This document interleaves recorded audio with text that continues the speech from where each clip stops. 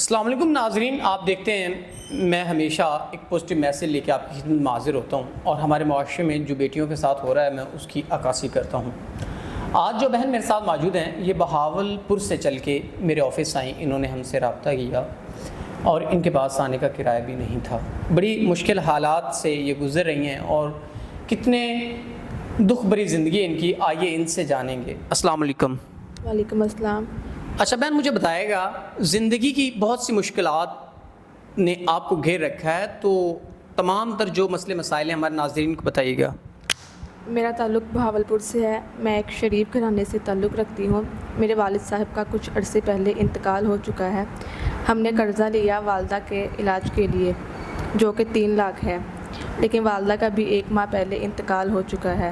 اب قرضے والے آتے ہیں، روز گلی محلے میں آ کر تنگ کرتے ہیں، بدتمیزی کرتے ہیں، کہتے ہیں یا تو قرضہ دو یا تو اپنا جسم دو۔ میں ایک حافظ قرآن لڑکی ہوں، میرے سینے میں قرآن پاک ہے، میں ایسے غلط کیسے کر سکتی ہوں؟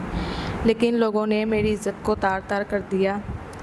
اب میں چاہتی ہوں کوئی ایسا نیک عزت دار مرد ہو جو مجھ سے نکاح کرے، میری عزت کرے، عمر میں چاہے بڑا ہو، شادی شدہ ہو، لیکن میری عزت کرے اور قرضے سے میری جان چھڑوائے تاکہ میں اپنی زندگی بہتر طریقے سے گزار سکوں۔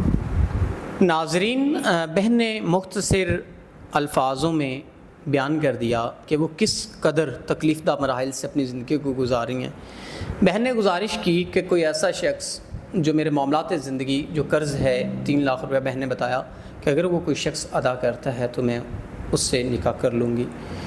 جنہوں نے ان کو قرض دیا وہ آتے ہیں اور گلی محلے میں ان کے ساتھ واہیات قسم کی گفتگو کرتے ہیں، ان کو کہتے ہیں نعوذ باللہ یا پیسے دو یا اپنا جسم دو۔ تو یہ بہن جب آفس آئیں رو رہی تھیں اپنے مسائل کو لے کے، تو ہم نے ان کو دلاسا دیا کہ کس قدر لوگوں کا معیار سوچ کا گر چکا ہے کہ ایک مجبور بہن سے وہ کہہ رہے ہیں کہ یا اپنا جسم دو یا ہمیں پیسے دو، تو کس قدر یہ غلط بات ہے آپ خود اندازہ لگائیں۔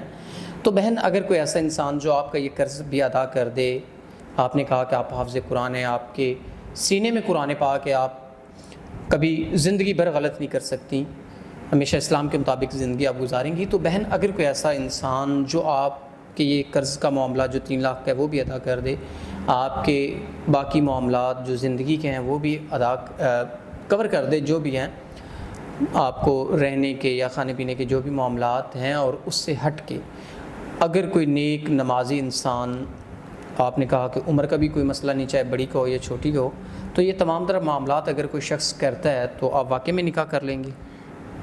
جی، میں واقعی نکاح کروں گی، کیونکہ میرے پاس کوئی سہارا نہیں ہے۔ مجھے اپنے سہارے کے لیے ایسے مرد سے نکاح کرنا ہے جو میری عزت کرے، مجھے تحفظ دے۔